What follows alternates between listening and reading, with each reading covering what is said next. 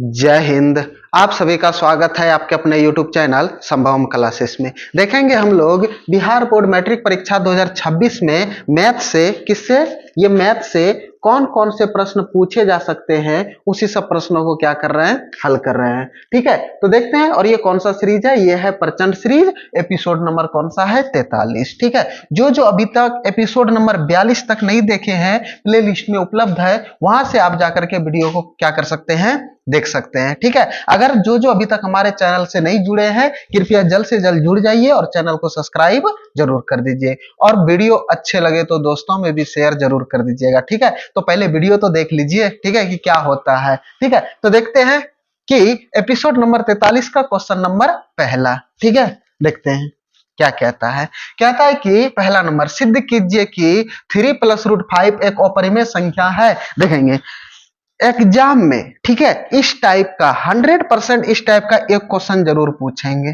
ठीक है, 100% लिख करके देते हैं कि इस टाइप का क्वेश्चन जरूर पूछेगा। ठीक है, अब इसको बनाते कैसे हैं उसको समझते हैं। ठीक है, तो जैसे कि कोई भी चीज होता है, कोई भी प्रक्रिया होता है बनाने का। ठीक है, चाहे आप कुछ खाना बनाते हैं तो उसका कुछ ना कुछ प्रक्रिया होता है, तो इसे भी हल करने के लिए कुछ ना कुछ प्रक्रिया होते हैं, कुछ नियम होते हैं, तो उनके पहले नियम को जान लेते हैं। ठीक है, अगर आपको इस टाइप का सवाल सिद्ध करने के लिए बोले, अपरिमेय संख्या सिद्ध करने के लिए बोले, तो कुछ नहीं करना है, इसका उल्टा मान लेना है। ठीक है, ये जो कहता है हम वो नहीं करेंगे, इसका हम उल्टा करेंगे। अपरिमेय है तो कौन सी मान लेंगे? परिमेय। क्या मान लेंगे? परिमेय। तो यहां पर लिखेंगे, क्या लिखेंगे कि माना ये 3 + √5 एक परिमेय संख्या है। कौन सी संख्या है? परिमेय संख्या है। मान लिए? ठीक है, इसका उल्टा मान लिया हम लोग। ठीक है, अच्छा, अगर कोई भी परिमेय संख्या तो इसको किसके रूप में लिखते हैं? इस तरह से p/q के रूप में लिखते हैं कि नहीं? जहां q = 0 होना चाहिए, यानी कि निचवा में कुछ नहीं होना चाहिए, 0, क्योंकि ऊपर वाले को अंश बोलते हैं, नीचे वाले को हर बराबर क्या नहीं होना चाहिए? 0। अगर 0 रहेगा तो हम भाग ही नहीं देख सकते हैं, वह अपरिभाषित हो जाता है। ठीक है, तो देखेंगे, तो अब हम इसको यहां पर क्या लिख सकते हैं? ठीक है, देखेंगे क्या लिख सकते हैं कि ये 3 +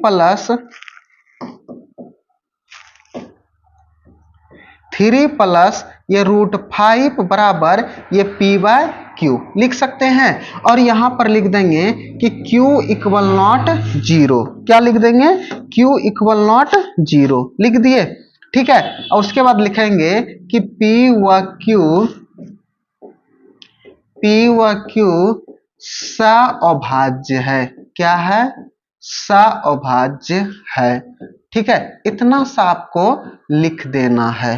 ठीक है, अब देखेंगे, अब दूसरा क्या क्या क्रिया करना है उस पे ध्यान देते हैं। ठीक है, कोई दिक्कत नहीं। अब इसमें क्या करना है कि रूट वाले को एक बगल कर देना है और बगैर रूट वाले को एक बगल कर देना है। और इतना सा ध्यान में रखना है कि जो रूट वाला रहेगा वे प्लस साइन के साथ में रहेगा, इतना जरूर ध्यान में रखिएगा।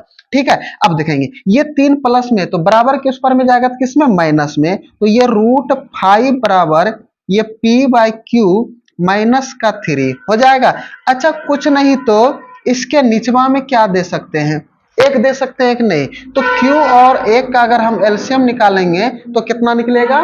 q से q में भाग देंगे तो कितने बार में? 1 बार में। 1 गुना p कर देंगे तो कुछ हो जाएगा p माइनस 1 से q में भाग देंगे कितने बार में? q बार में। और q गुना 3 कर देंगे तो कुछ हो जाएगा 3q। और ये बराबर का ये जो √3 है उसको लिखना ही तो लिखना है, और कुछ नहीं करना। देखेंगे रूट वाले को एक बगल कर दिए, बगैर रूट वाले को एक बगल कर दिए, कोई दिक्कत नहीं।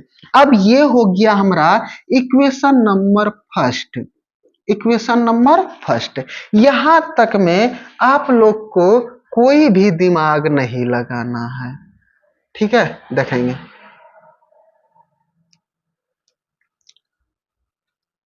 इक्वल, हाँ। अब देखेंगे, अब इसके आगे लिखना है। क्या लिखना है? यहां पर लिखेंगे, क्या लिखेंगे? चूंकि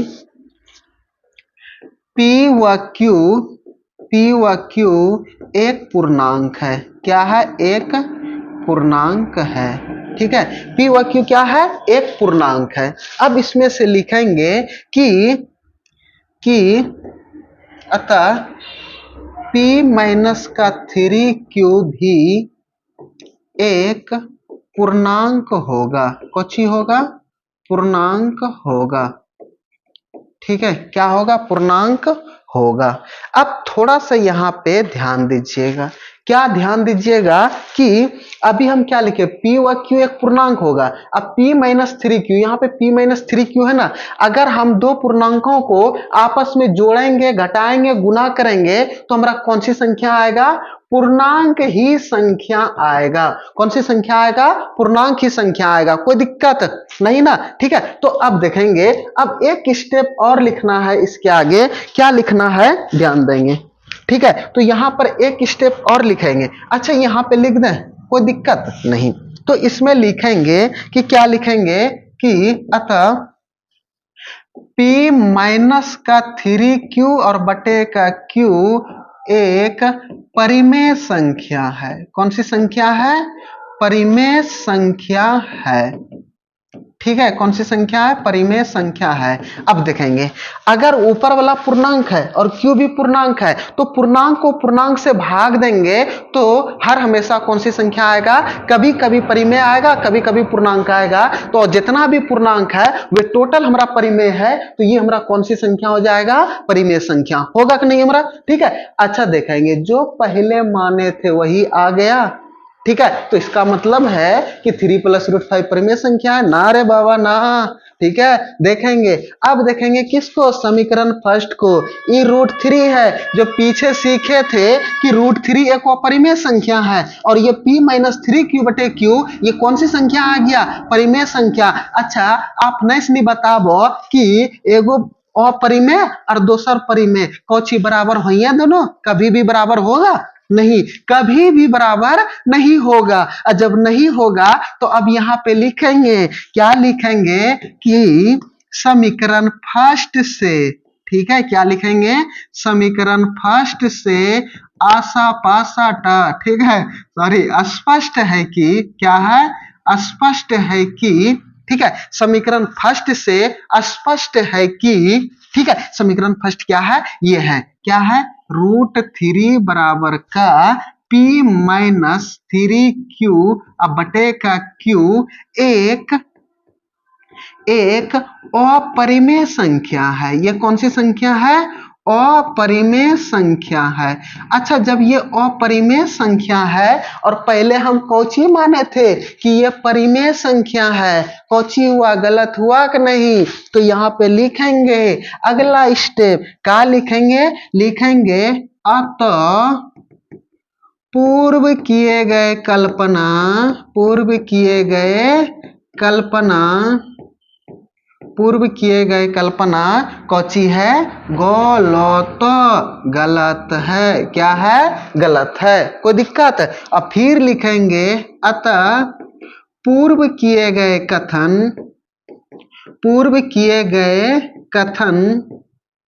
कथन का विरोधाभास है। क्या है? विरोधाभास है। ठीक है, विरोधाभास है। यहां तक में लिखने में कोई दिक्कत नहीं ना? किसी को कोई परेशानी नहीं? ठीक है, क्या लिखे? अतः पूर्व किए गए कल्पना क्या है? गलत है। हम पहले क्या कल्पना किए थे? अपने मन में मान लिए थे कि ई जो हको ना परिमेय संख्या हको, लेकिन निकल गई कौन सा संख्या? अपरिमेय संख्या। तो पूर्व किए गए कल्पना इमेजिंग में क्या कि काश वहां पे कोई इंतजार करता होगा, अब कर भी नहीं करता, तो गलत हुआ कि नहीं? तो वही गलत हो गया। ठीक है, तो पूर्व किए गए कथन का क्या है? विरोधाभास है। तो यहां पर लिखेंगे, क्या लिखेंगे? लिखेंगे अतः 3 + √5 एक परिमेय संख्या नहीं है। परिमेय संख्या नहीं है। अच्छा, जब परिमेय संख्या नहीं है तो ये कौन सी संख्या हुई है? अपरिमेय संख्या हुई है कि ना? तो ऐजा लिख देव, का लिख देव कि अतः 3 + √5 एक अपरिमेय संख्या है। कौन सी संख्या है? अपरिमेय संख्या है। यही तो हमें प्रूव करना था, जो कि प्रूव हो गया। कोई दिक्कत? इतना सा लिख दीजिएगा, एग्जाम में 2 नंबर मिल जाएगा। कुछ है इतना सा लिखने में? कुछ नहीं है। ठीक है, तो देखेंगे, तो पहला नंबर समझने में किसी को कोई डाउट? कोई दिक्कत नहीं ना? ठीक है। अगर सवाल समझ में आया तो वीडियो को शेयर जरूर कर दीजिए, लाइक नहीं किया तो लाइक भी जरूर कर दीजिए। ऐसे देने में क्या लगा है, कुछ गया है नहीं। ठीक है, तो देखते हैं अगले सवाल, क्वेश्चन नंबर 2 पे आते हैं। क्वेश्चन नंबर 2 में कहता है कि x और y में एक संबंध स्थापित करें यदि बिंदु x, y और 7,1 तथा 3,5 समदूरस्थ है। अच्छा, ये समदूरस्थ का मतलब क्या है? समान दूरी पर। क्या होता है? समान दूरी। जैसे कि मान लेते हैं एजा कोई एगो लड़की है, एगो लड़का यहाँ है और एगो इसका दोस्त यहाँ पर है। ठीक है, ये लड़कवा कहता है कि जितना दूरी से हमारी लड़किया के घर है उतना दूरी हमारा घर से लड़किया का भी दूरी है, यानी कि उसके दोस्तवा से भी उतने दूरी पर है और इसके भी घर से उस लड़की का दूरी उतना पर दूरी है, यानी कि ये दूरी और ये दूरी आपस में कौची होगा? बराबर होगा। ए को बोलते हैं समदूरस्थ। क्या बोलते हैं? समदूरस्थ। समझ गए? समदूरस्थ किसको बोलते हैं? कोई दिक्कत यहां तक में नहीं ना? ठीक है, देख लिए, समझ गए? तो समदूरस्थ का मतलब होता है, क्या होता है? समान दूरी पर, समान दूरी पर। ठीक है, तो वही कह रहा है कि x और y में एक संबंध स्थापित करें यदि बिंदु x, y, मान लेते हैं कि कोई बिंदु यहां पर P है। ठीक है, ये P है जिसका निर्देशांक x, y है। ठीक है, उसके बाद मान लेते हैं कि यहां पर कोई बिंदु A है। ठीक है, जिसका निर्देशांक कितना दिया हुआ है? 7,1। और कोई मान लेते हैं कि यहां पर बिंदु B है जिसका निर्देशांक दिया हुआ है 3,5 दिया हुआ है। अब यहां से यहां तक इसका दूरी और यहां से यहां तक इसका दूरी, जितना दूरी यहां से यहां तक होगा उतना ही दूरी यहां से यहां होगा। यही हो गया समदूरस्थ। कुछ होता है समदूरस्थ। समझ गए? कोई दिक्कत नहीं ना? ठीक है, तो देखते हैं। तो ये AP का दूरी बराबर होगा BP का दूरी। जब ये दोनों दूरी आपस में बराबर है तो दोनों दूरी को आपस में बराबर कर देंगे। तो कर देते हैं दोनों दूरी को आपस में बराबर। चल रहे नुनू ऐजा। ठीक है, तो यहां पर लिखेंगे, क्या लिखेंगे कि AP बराबर का ये BP, दोनों दूरी आपस में कौची होगा? बराबर होगा। और दूरी बराबर सूत्र लिख देंगे। तो दूरी बराबर जो सूत्र होता है वे क्या होता है? वे होता है x2 माइनस x1 का whole square plus y2 minus y1 का होल स्क्वायर अंडर रूट। ठीक है, ये होता है किसके लिए सूत्र? दूरी के लिए सूत्र। ठीक है, कोई दिक्कत नहीं। यहां पर अब समझते हैं, जब दूरी वाला सूत्रवा लिखिए ले लें तो अब यहां से लिखेंगे। सबसे पहले दूरी किसका ज्ञात करना है? AP का। तो ए बिंदु A और ए बिंदु P, यहां से यहां तक का दूरी ये 7,1 और ई कितना हो गया? x, y हो गया हमारा। अब देखेंगे x इसको मानेंगे x1, इसे y1, इसे x2, इसे y2। ठीक है, तो अब यहां से लिखेंगे, क्या करेंगे? लिखेंगे, क्या लिखेंगे कि AP बराबर का BP। तो ये हो जाएगा, ये हो जाएगा x माइनस का कितना? 7 इसका whole square plus y minus का कितना? 1 ये इसका होल स्क्वायर। ठीक है, इसी पर कोची रहेगा? Under root. ये किसके लिए हुआ? AP का दूरी। उसी तरह BP का दूरी कोची हो जाएगा? इसका भी निकाल लेते हैं। अब बराबर ये हो जाएगा कितना? x माइनस 3 इसका होल स्क्वायर, जिस तरह इसका किया उसी तरह उसका भी, और ये हो जाएगा y माइनस का 5, y माइनस 5 और इसी का होल स्क्वायर, इसी पर अंडर रूट। अब कौची करना है कि ये जो अंडर रूट है ना इसके ऊपर, ये दोनों को खत्म करना है। और खत्म कैसे होगा? हमको पता है कि किसी भी संख्या का, किसी भी रूट का अगर वर्ग कर देते हैं तो वे स्क्वायर से रूट कट जाता है। तो दोनों तरफ वर्ग कर देंगे तो दोनों का रूट कौची हो जाएगा? खत्म। ठीक है, बढ़िया भस्म। ठीक है, तो देखते हैं यहां पर लिख देंगे, क्या लिख देंगे कि दोनों तरफ वर्ग करने पर। ठीक है, वर्ग करने पर। अब देखेंगे जब दोनों तरफ वर्ग कर दिए तो रूट दोनों का कौची हो गया? खत्म। अच्छा, जब दोनों तरफ का खत्म हो गया तो अब यहां से लिखेंगे क्या होगा? ये x माइनस 7 और 7 कहते हैं 7, ये x माइनस का 7 इसका होल स्क्वायर और y माइनस 1 और इसका होल स्क्वायर और ये x माइनस 3 इसका होल स्क्वायर और ये y माइनस 5 ये इसका होल स्क्वायर होगा हमारा। ठीक है, अब देखेंगे। अच्छा, इसको a मान लिया, इसको b, a माइनस b के होल स्क्वायर पे दोनों को तोड़ देंगे सभी को। ठीक है। तो सभी में a माइनस बी का होल स्क्वायर पे तोड़ देंगे तो यहां से x और y का वैल्यू आ जाएगा। तो a माइनस बी का होल स्क्वायर क्या होता है, ये होता है a स्क्वायर माइनस का 2ab और ये प्लस का b स्क्वायर, ये होता है इसका सूत्र। ठीक है, अब इसी पे तोड़ेंगे इसको। ठीक है, आबा तनी तोड़ा। ठीक है, देखेंगे a square -2 into a into b और ये प्लस का किसका स्क्वायर, बी स्क्वायर प्लस। अब इसको तो ये ए स्क्वायर माइनस का 2 इंटू ए इंटू बी और ये प्लस का किसका, ये बी स्क्वायर। तोड़ दिए इसको। ठीक है, अब बराबर का निशान देंगे और यहां पर इसको तोड़ेंगे तो ये हो जाएगा ए स्क्वायर माइनस का 2 इंटू ए इंटू बी। ठीक है, और ये प्लस का किसका स्क्वायर, ये बी का स्क्वायर होगा हमारा। अब फिर यहाँ पर प्लस का साइन देंगे। अब ये इसको ये वाई स्क्वायर यानी कि ए स्क्वायर माइनस का 2 इंटू ए इंटू और ये बी, क्योंकि 5 है, वाई का वैल्यू कितना है 5 और ये प्लस वाई स्क्वायर यानी कि ये 5 का स्क्वायर होगा आपस में। ये सबको a माइनस बी के होल स्क्वायर पे तोड़ दिए। जब तोड़ दिए तो अब आगे कैलकुलेशन कर लेते हैं अगला कलम से। x का स्क्वायर करेंगे तो एक्स स्क्वायर, ये माइनस बाकी बात प्लस, माइनस प्लस माइनस, 2 सती 14, 14 गुना x कर देंगे तो 14x प्लस ये सते 49 अब प्लस ये y स्क्वायर है तो y स्क्वायर माइनस 2 एका 2 और 2 गुना y कर देंगे तो कोची भेजते है 2y भेजता है। ठीक है, और ये प्लस का कितना हो जाएगा, ये 1 का स्क्वायर करेंगे तो 1 बराबर x का स्क्वायर x स्क्वायर अब माइनस 2 तिया 6x प्लस करो 9 अब माइनस करो माइनस का y स्क्वायर देखेंगे नहीं यहाँ पे 3 तिया 9। ठीक है, हो गया, प्लस का y स्क्वायर होगा ना, है देखना x का x स्क्वायर 2 तिया 6 x स्क्वायर 3 तिया 9 प्लस का y स्क्वायर माइनस 2 पंचे ये 10y। ठीक है, और ये प्लस का 5 25 आ गया हमारा। अब इसको आगे तोड़ते हैं, देखेंगे।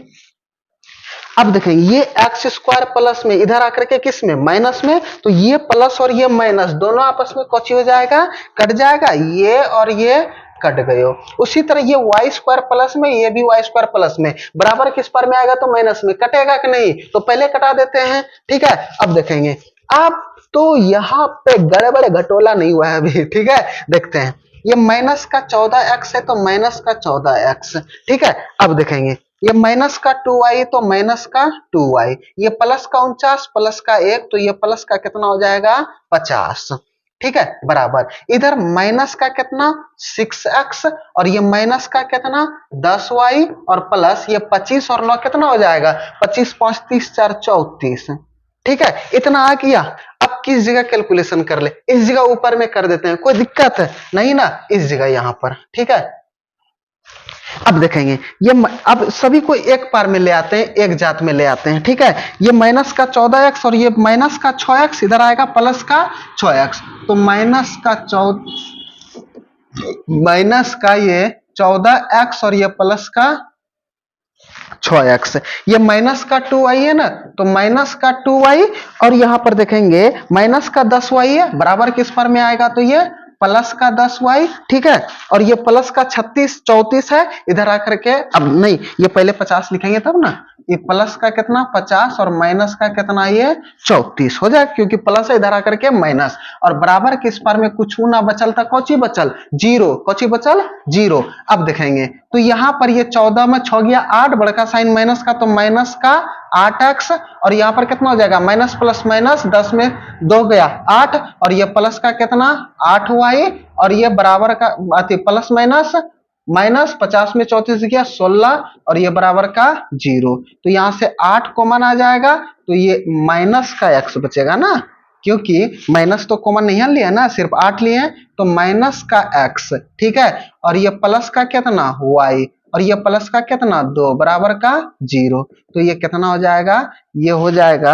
अब ये 8 गुना में उधर जाकर के भाग में और 0 में 8 से भाग देंगे तो परिणाम क्या आएगा 0। ठीक है, तो देखेंगे तो ये माइनस का x प्लस का y और ये प्लस का 2 बराबर का 0, यहां तक भी छोड़ देंगे तो कोई दिक्कत नहीं है। अगर ना तब माइनस कॉमन ले लीजिएगा तो प्लस का x माइनस का y माइनस का 2 बराबर 0, ये भी होता है, कोई दिक्कत नहीं है। यहां तक भी छोड़िएगा तो कोई दिक्कत नहीं है। यही हमारा कुछ हो गया आंसर। ठीक है, यहां तक समझने में किसी को कोई डाउट को परेशानी तो कमेंट बॉक्स में जरूर बताइएगा। ठीक है, आपका सेवा करने के लिए सदैव तत्पर रहेंगे, कोई दिक्कत नहीं। आते हैं अगले सवाल की ओर, देखेंगे। बहुत अच्छा सवाल, बहुलक, एक बहुलक तो जरूर पूछेंगे। ठीक है, तो देख लीजिए कैसे बनेगा। अब ये कंफर्म नहीं कहेंगे यही पूछेगा, लेकिन इस टाइप का पूछेगा, बहुलक जरूर पूछेगा। तो देख लीजिए कैसे कैसे बनता है। अगर बनाने के लिए सीख गए तो कोई सा भी सवाल दे दे हम बनाने के लिए जान जाएंगे। ठीक है, तो देखेंगे सबसे पहले बहुलक ज्ञात करने के लिए क्या करना पड़ता है। अच्छा, बहुलक ज्ञात करने के लिए सूत्र क्या होता है, सबसे पहले उसके बारे में देख लेते हैं कि बहुलक जो बराबर हुए सूत्र होता है ना, क्योंकि ये सूत्र पे ही बनेगा सवाल ना। ठीक है, तो सूत्रवा पे ही ध्यान देना है। तो ये सूत्र कौन होता है, ये होता है L plus F1 minus F0 अब बटे का 2F1 माइनस F0 माइनस का F2 और ये गुना में H। अब ये F1 F0 F2 L H किसको बोलते हैं नहीं खे पता, तो पता होगा। हाँ, देखेंगे यहाँ पे तभी तो पता होगा। ठीक है, तो देखते हैं कैसे देखेंगे। तो इसमें सबसे पहले मानेंगे बहुलक वर्ग। ठीक है, बहुलक वर्ग किसको मानेंगे, बारंबारता में जे सबसे बड़ा होता है वहां बहुलक वर्ग। तो ई वाला बारंबारता एकराम सबसे बड़ा के 61, तो यहाँ कोची भेगले बहुलक वर्ग। तो 61 वाला का मानी लेवे एकरा बहुलक वर्ग, मानी ले लिया। ठीक है, अब यहाँ सबसे पहला L, सबसे पहला L के बारे में, बहुलक वर्ग की निम्न सीमा, ये हो गया बहुलक वर्ग, बहुलक वर्ग की निम्न सीमा। तो ये L बराबर कितना हो गया 60, यहाँ पे लिख देते हैं L बराबर कितना 60। अब चाहिए H, H बराबर क्या होता है, ये जो वर्ग अंतराल होता है उसमें कितने का अंतर है, कितने का अंतर है, 0 से 20, 20 से 40, 40 से 60, 60 से 80, 80 से 100, 100 से 120, कितना अंतर, 20 20 का अंतर। तो H का वैल्यू कितना भे गए 20। ठीक है, अब देखेंगे F1 किसको मानते हैं, जो बहुलक वर्ग की जो बारंबारता होता है उसको मानते हैं F1, उसको क्या मानते हैं F1, और बहुलक वर्ग के ठीक ऊपर वाले बारंबारता को मानते हैं F0, इसको मान लिए F0, और बहुलक वर्ग के ठीक नीचे वाले बारंबारता को मानते हैं F2। सबको मान लिया, देखेंगे F1 बराबर कितना आ गया, F1 बराबर 61, F2 बराबर कितना आ गया 38 आ गया, और F0 बराबर कितना आ गया, F0 बराबर कितना 52। ठीक है, यहां तक में देखेंगे सब कुछ पता चल गया। अब यहाँ पे लिख देंगे तो क्या हमारा सवाल नहीं खे बनत, ठीक है, बनेगा कि नहीं, ठीक है, तो बनेगा नहीं, दौड़ेगा तुड़। ठीक है, देखते हैं। ठीक है, तो देखते हैं, अब इसको यहाँ पे हल करते हैं, देखेंगे। अब यहाँ पर L के जगह पे कितना रख देंगे, L का वैल्यू 60, तो ये 60 प्लस F1 का वैल्यू कितना है 61 माइनस F0 का वैल्यू कितना है, ये है 52, और बटे का कितना, ये हो जाएगा 2 गुना 61 माइनस का 52 और ये माइनस का 38, क्योंकि F2 का वैल्यू कितना है 38 और गुना में ई है का कितना 20। अब सबको हल कर लेंगे, तो ये 60 प्लस 61 में 52 जाएगा तो कितना 9, 11 में 2 गए कितना 9, 9 2 11, 61 दूना कितना 132, 2 1 2, 2 छके 22 हुआ, सॉरी 132 कहते हैं, 2 1 2, 2 छके 12, E minus minus minus plus, लेकिन चिन्ह क्या कर माइनस का, 2 8 कितना 10, 3 5 कितना 8 2 10 की 0 1 5 3 8 1 9 90, और ये गुना में कितना 20, कोई दिक्कत नहीं। तो ये 60 प्लस ये 9 बटे का 122 में 90 चल जाएगा, 2 में 0 गया कितना 2, 12 में 9 गया कितना 3, और गुना में ये कितना 20 आएगा हमारा। अब देखेंगे कटने वाला होगा तो कटा करके छोटा कर लेंगे, तो छोटा कर लेते हैं, कितना से 4 से कट जाएगा, 4 8 32, 4 5 20, तो क्या बचा, ये 60 प्लस 9 बचे 45 और बटे का कितना 8।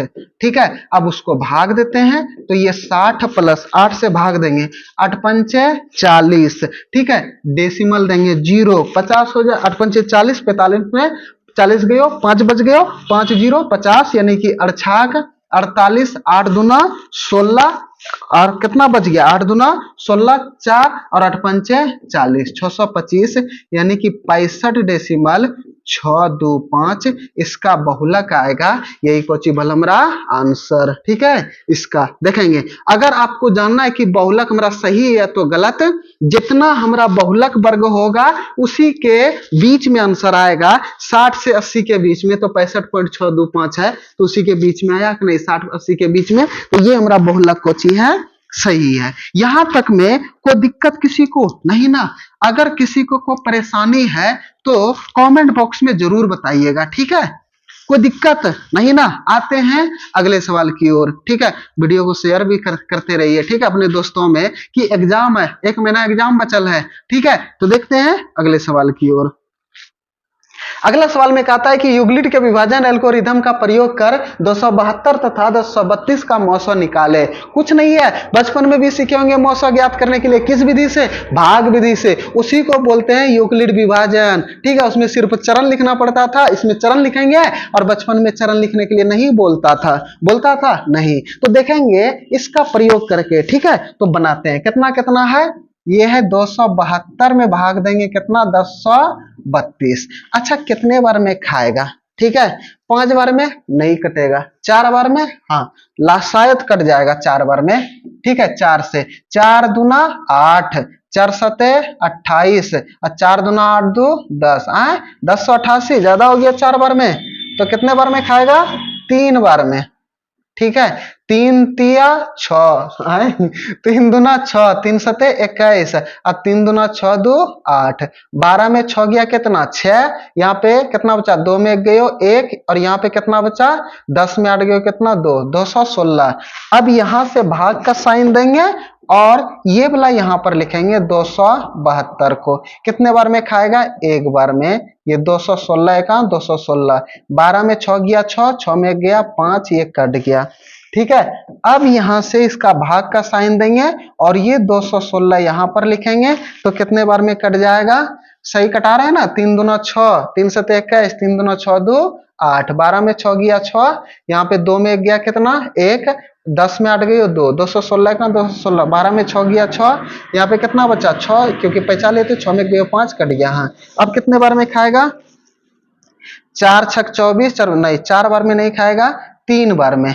3 छाक 18, 1, 3 पचे 15 और 1 16, 16 में 8 गयो 8, 10, 10 में 6 गयो 4, 48। यहाँ कितना बचो, 1 में गयो कट्टी। ठीक है, अब यहाँ पर भाग का निशान देंगे और ये 56 लिखेंगे। 48 का कितना, 48, सही सही जा रहा है ना? देखिएगा, 16 में 8 गयो 8 और 11, 10 में 6 गयो कितना, 4। ठीक है, अब देखेंगे 16 में 8 गयो कितना, 8, यहाँ पे कितना, 4 में 4 गयो कट्टी। अब यहाँ पर किसका निशान देंगे, भाग का निशान देंगे और ये 48 लिखेंगे। ठीक है, 48, शेषफल कितना, 0। तो मौसो हमारा कितना आ गया यहाँ पर। अगर हम यहाँ से मौसो के बारे में बात करें तो मौसो आ गया हमारा 8, क्योंकि ये प्रक्रिया कब तक करते हैं, जब तक कि शेषफल हमारा 0 ना आ जाए तब तक करते हैं कि नहीं। हाँ, ठीक है, देखते हैं।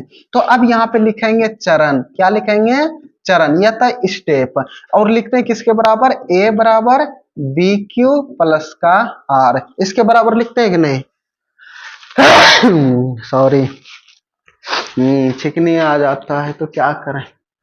ठीक है, प्राकृतिक चीजें रोक कर नहीं सकते हैं। पहला नंबर, ठीक है, इसको बराबर ये 1032 बराबर 272, यानी कि भाज्य बराबर भाजक गुना भागफल जोड़ शेषफल पढ़े होंगे, तो वही वाला कंडीशन यहां पर लिखता है। तो पहला चरण लिखेंगे कितना, ये लिखेंगे 1032 बराबर कितना, ये 272 गुना 3 और ये प्लस का कितना, 216। अब यहां पर लिखेंगे दूसरा स्टेप। ठीक है, दूसरा स्टेप में क्या है देखेंगे। दूसरा स्टेप में है ये 272 बराबर कितना होगा, 216 गुना 1 और प्लस का कितना, ये 56। ठीक है, अब यहां पर लिखेंगे तीसरा स्टेप। ठीक है। तीसरा स्टेप में क्या है, तीसरा स्टेप ये है, कितना है 216 बराबर 56 गुना कितना 3 और ये प्लस का कितना 48। ठीक है। अब चौथा स्टेप में लिखना है इसे। ठीक है, चौथा स्टेप में लिखेंगे, कितना लिखेंगे चौथा स्टेप में लिखेंगे 56 बराबर ये 48 गुना 1 प्लस का 8। ठीक है, 48 गुना 1 प्लस का 8। ठीक है, और ये पांचवा स्टेप में लिखेंगे, क्या लिखेंगे पांचवा स्टेप में, ये लिखेंगे 48 बराबर ये 6 गुना 8 प्लस का 0। तो यहां से अगर हम इसका अगर हम एचसीएफ के बारे में बात करें तो ये निकल गया कितना 8। यही कुछ हो गया हमारा आंसर। कोई दिक्कत यहां तक में नहीं ना, को परेशानी नहीं। यहां तक समझने में अगर किसी को कोई डाउट को परेशानी तो कमेंट बॉक्स में जरूर बताइएगा। ठीक है, आते हैं अगले सवाल की ओर। क्वेश्चन नंबर 5 क्या कहता है, कहता है कि त्रिभुज एबीसी एक समद्विबाहु त्रिभुज है जिसमें AB बराबर AC बराबर 13 सेंटीमीटर। अब देखेंगे एक त्रिभुज है, अब वे त्रिभुज कैसा है, समद्विबाहु त्रिभुज है। कैसा त्रिभुज है, समद्विबाहु। ठीक है, जिसकी दो भुजा आपस में क्या है बराबर है। मान लेते हैं कि ये समद्विबाहु त्रिभुज है। अब इसको मान लिए क्या A, इसको B और इसको C। इसमें से दो भुजा बराबर है AB और AC। ई भुजा और ई भुजा आपस में बराबर है, कितने सेंटीमीटर है 13 सेंटीमीटर। तो ये भी 13 सेंटीमीटर, तो ये भी कितने सेंटीमीटर 13 सेंटीमीटर। यदि शीर्ष A से BC पर डाले गए लंब की लंबाई 5 सेंटीमीटर हो। अब देखेंगे, अब यहां से शीर्ष, ठीक है, किससे A से, ये शीर्ष हो गया और यहां से एक लंब डालता है। जैसे कि मान लेते हैं कि ये लंब डाल दिए। ठीक है, अच्छा जब लंब डाल दिए तो ये यहां पर 90 डिग्री कौन बनेगा, लंब डालते हैं तो 90 डिग्री। और ये मान लेते हैं कि ये बिंदु डी है। ठीक है, और यहां से यहां तक किसकी लंबाई कितना है 5 सेंटीमीटर। तो BC की लंबाई ज्ञात करें। अब देखेंगे, आप लोग को एक चीज पता होगा कि किसी भी शीर्ष पर किसी भी भुजा पर अगर हम लंब डालते हैं तो उस भुजा को बराबर बराबर भागों में बांट देता है। यानी कि यहां पर ये हो जाएगा ये BD बराबर का ये CD, ये दोनों भुजा आपस में कुछ हो जाएगा बराबर हो जाएगा। या तो यहां पर जितना भुजा यहां से यहां तक होगा उतना ही भुजा का मान यहां से यहां तक होगा। समझ गए। ठीक है, अच्छा और एक बात क्या रखेंगे कि BD बराबर का क्या होगा CD। ठीक है, अब थोड़ा सा यहाँ पे ध्यान दीजिएगा, या तो ये भी लिख सकते हैं कि ये BC बराबर का 2 गुना, या तो आप BD लिख दीजिए या तो CD लिख दीजिए, कोई दिक्कत नहीं है। ये BD, ठीक है, अगर BD का वैल्यू निकाल लेंगे उसमें 2 से गुना कर देंगे तो किसका वैल्यू निकल जाएगा BC का। कोई दिक्कत। तो यहां पर देखेंगे, अगर हम यहां पर लंब डाले तो ABD एक त्रिभुज बन गया। और ये कैसा त्रिभुज बन गया, समकोण त्रिभुज। कैसा त्रिभुज बन गया, समकोण त्रिभुज। और समकोण त्रिभुज के जस्ट सामने वाली जो भुजा होता है वे क्या होता है, ये होता है कर्ण।